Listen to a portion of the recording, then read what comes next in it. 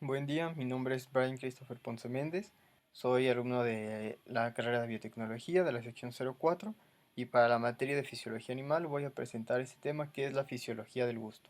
Pues bien, los humanos somos capaces de detectar una gran variedad de olores y sabores, pues continuamente estamos bombardeados por moléculas que se liberan en el medio ambiente y nosotros las recibimos a través de sentidos como el gusto o el olfato. Estas moléculas nos brindan información importante que nosotros podemos transformar, por así decirlo, en, en posible alimento, placer o gusto, o incluso hasta daño derivado de ellas. La sensación gustativa se produce por el estímulo de receptores específicos que están distribuidos por la cavidad oral.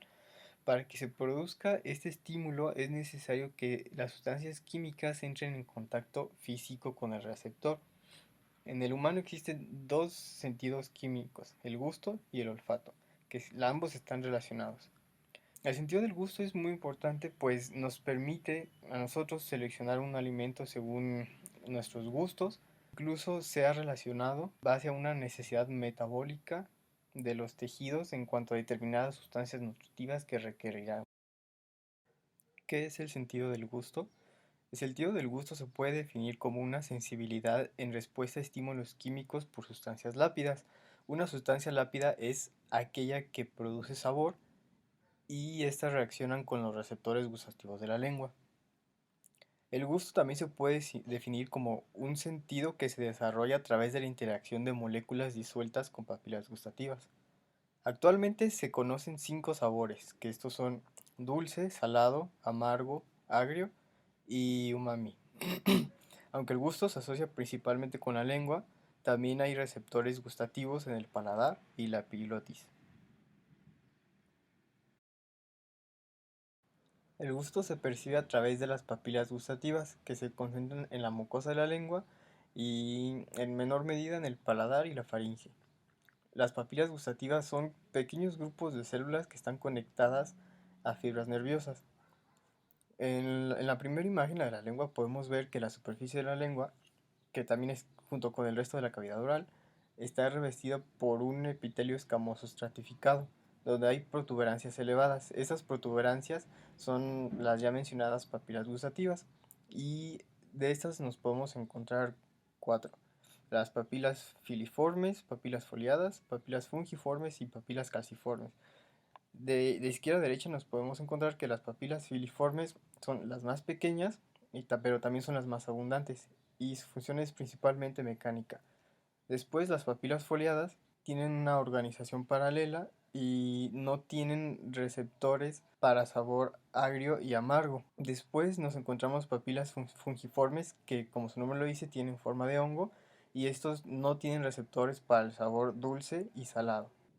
Finalmente tenemos las papilas calciformes. Esas son, aunque no son tan numerosas, sí son muy grandes y tienen forma de cáliz.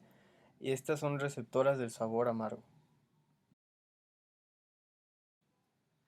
Dentro de las papilas gustativas nos podemos encontrar los botones gustativos. Estos tienen forma ovalada y están formados por células gustativas. Es el lugar de asentamiento de los quimiorreceptores.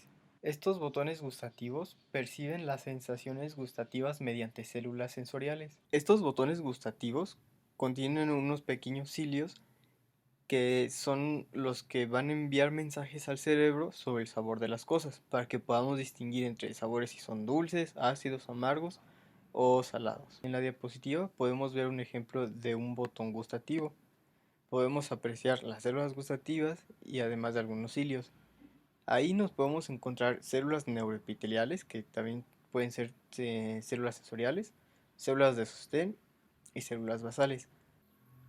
No solo se encuentran en la lengua, sino que también nos podemos encontrar en el paladar, en la superficie de la epiglotis y en la pared posterior de la faringe. Como mencioné casi al principio, se conocen 5 sensaciones de sabor diferente. Entonces, empecemos por el salado. El salado es simplemente una sensación de concentración de ion sodio en la saliva. Es decir, por ejemplo, si cuando nosotros este, comemos algo o algún alimento con sal, como por ejemplo sal de mesa, se, se eleva una concentración de sodio fuera de las células gustativas.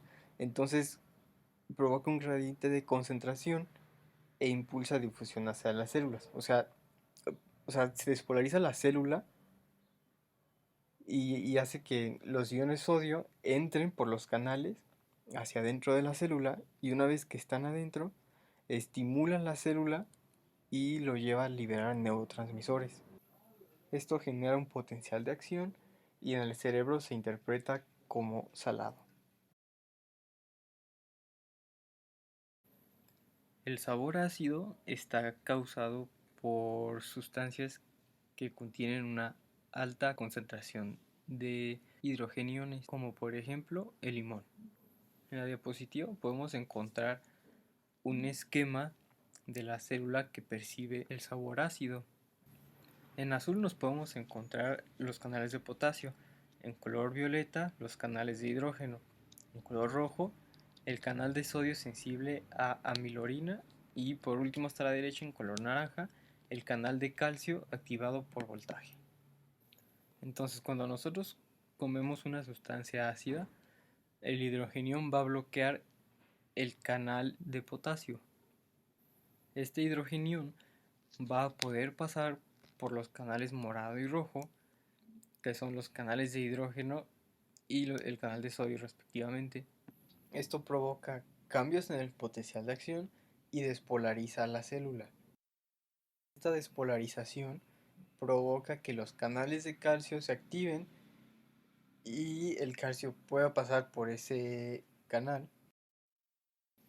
Esto hace que se genere un potencial de acción, se libera un neurotransmisor que en el cerebro se interpreta como sabor ácido. Finalmente tenemos el sabor amargo, dulce y umami. Los pongo juntos pues los tres sabores usan receptores acoplados a segundos mensajeros. O sea, tienen receptores específicos, pero su mecanismo de acción, que es por segundo mensajero, es el mismo. Cuando las sustancias sápidas se unen a los receptores de estos sabores, que pueden ser amargo, dulce o umami, activan una proteína G, y esta proteína G produce fosfolipasa C. Y la fosfolipasa C ayuda a convertir el IP2 en IP3, aumentándolo intracelularmente. Este IP3 activa los canales de sodio, haciendo que el sodio entre a la célula, y además de que adentro de ella se libera calcio. El sodio despolariza la célula y hace que se activen los canales de calcio activados por voltaje.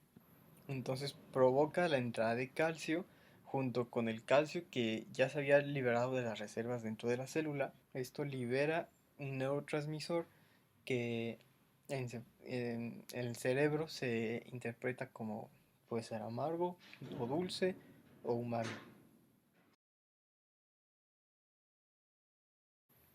Una vez que el nervio facial y el nervio glosofaríngeo son estimulados, estos van a los núcleos del tracto solitario en el bulbo. La primera neurona sale desde la lengua y va al tracto solitario en el bulbo raquídeo. La segunda neurona va al núcleo ventral posteromedial del tálamo. Por último, la tercera neurona va a la corteza gustativa en el lóbulo parietal.